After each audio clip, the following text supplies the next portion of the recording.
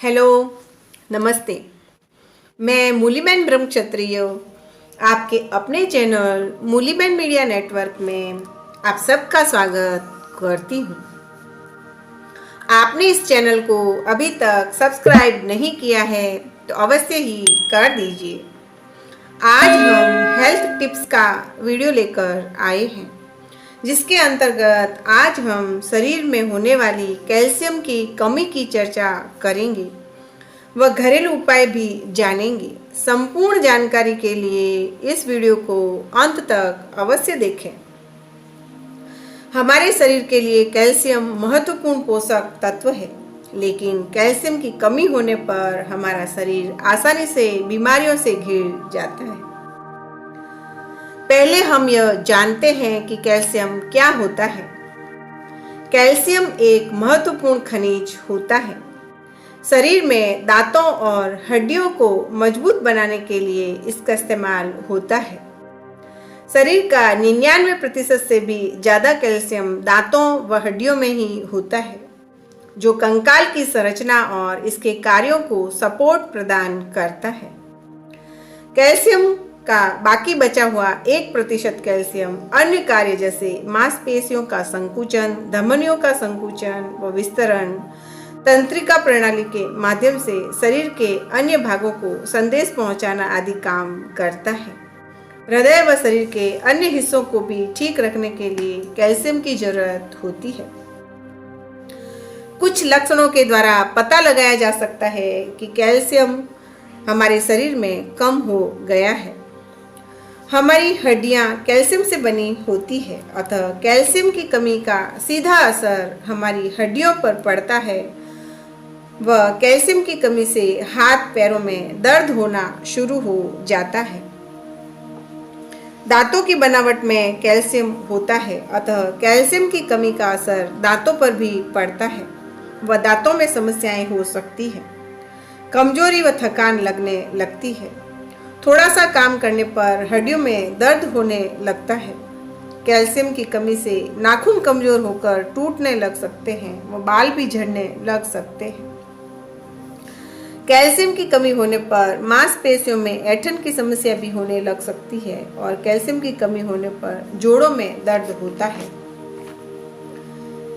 Calcium की कमी को दूर करने के लिए हमें क्या खाना चाहिए वह जानते हैं। कैल्शियम का सबसे अच्छा स्रोत दूध व दूध से बनी चीजें हैं। गुजराती में दूध के लिए कहावत है, धातु धारण बल करण जो प्रिया पूछो मोए, दूध समान त्रिलोक मां अवरन औषध होए। शास्त्रों में दूध को पृथ्वी लोक का अमृत कहा गया है। दूध में कैल्शियम के अलावा दूध बाकी सारे पोषक तत्व भी होते हैं, लेकिन दूध में विटामिन सी नहीं होता है।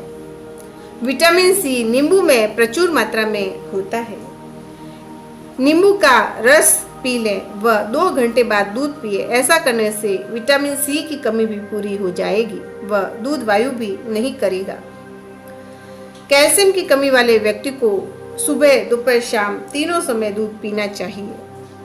दूध, दही, छाछ, पनीर, चीज का भी प्रयोग करने से कैल्शियम की प्राप्ति होती है।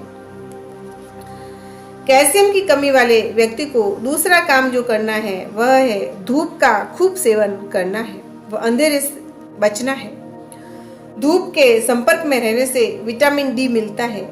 विटामिन डी की उपस्थिति होने पर हमारे शरीर में कैल्शियम को स्वीकार करने की क्षमता प्राप्त होती है।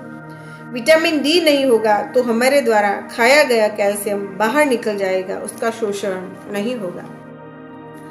शरीर में कैल्शियम की मात्रा बढ़ाने का तीसरा उपाय यह है कि आधुनिक विज्ञान कहता है कि 100 ग्राम सोयाबीन से हमें हमारी जरूरत का 27% कैल्शियम मिल जाता है। सोयाबीन का आटा, टोकू, टेम्पेह, सोयाबीन का दूध, सोयाबीन का तेल, सोया चंक्स जैसे अलग अलग सोया उत्पाद बाजार में उपलब्ध है। हम भारतीयों के खाने में सोयाबीन का इस्तेमाल पुराने समय से नहीं होता आ रहा है, फिर भी अब लोग अपने भोजन में सोयाबीन का उपयोग कर रहे हैं। वह इसके गुणों को आभारी है। कैल्शियम की कमी को दूर करने का चौथा पदार्थ है ब्रोकली। कहते हैं 2 कप ब्रोकली में 1 गिलास दूध जितना कैल्शियम होता है। इस कैल्शियम का शोषण भी सरलता से होता है। ब्रोकली खाना भी हम भारतीयों का पुरानी परंपरा में शामिल नहीं है, लेकिन अब आजकल इसका उपयोग लोग करने लगे हैं। कैल्शियम की कमी को दूर करने का 5वां उपाय है तिल।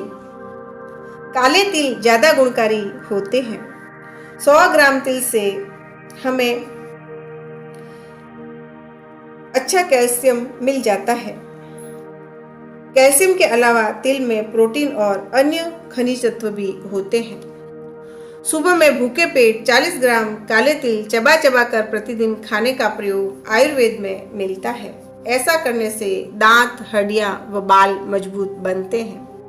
वह व्यक्ति हष्ट-पुष्ट, निरोगी, कांति युक्त व दीर्घजीवी बनता है। उसकी जवानी टिकी रहती है। काले तिल का आयुर्वेद में जी भरकर गुणगान गाया गया है। तिल खाना, तिल का तेल, तिल के लड्डू खाना आदि हमारी परंपरा है। ठंडी में मकर संक्रांति का त्योहार आता है।